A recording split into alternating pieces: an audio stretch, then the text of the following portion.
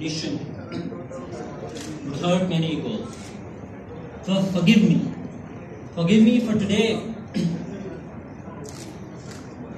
What our ancestors vowed for and what we are doing will haunt your peaceful slumbers for all eternity.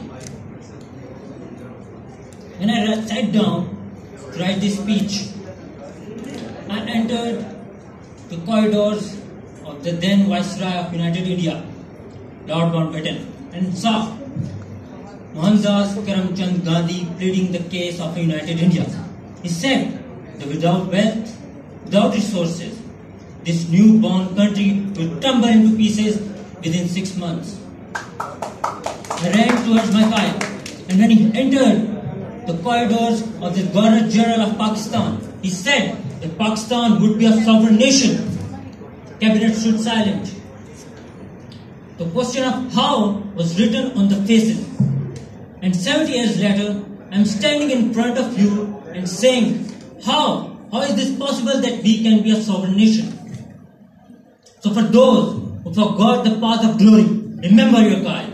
So for those who forgot the lesson of unity, faith, discipline, remember your guide. So for those who forgot the lesson of integrity, inspiration, devotion, for God's sake, remember your guide that he said that Pakistan would be a sovereign nation.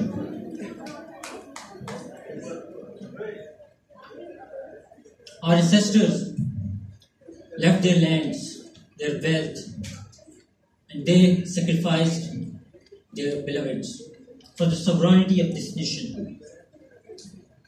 Qaid knew that when these mothers would starve, they would not only starve to feed their children, but to starve to have a country which is sovereign. But look at yourself and look at around. Are we a sovereign nation? Best dictate our terms. They hit, we heal. They strive, we conceal. And yet we proudly say that the fault lies in our stars, not in ourselves.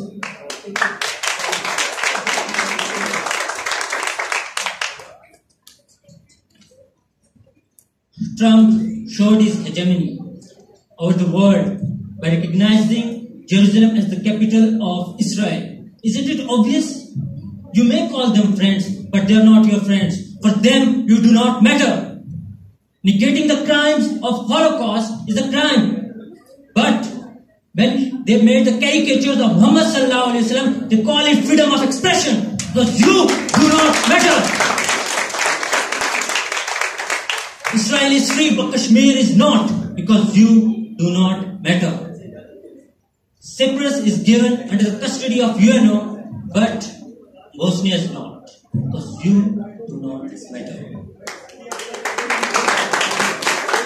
Killing innocent Muslims by drone attacks and calling it a collateral damage, and when we imprison their Colonel Joseph and Raymond Davis, they call it the violation of diplomatic immunity because you do not matter to them.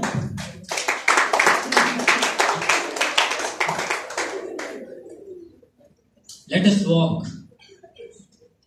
Let us walk towards glory. Time has come that we should wake up and walk towards glory. And I will end my speech by the words of our great poet Iqbal.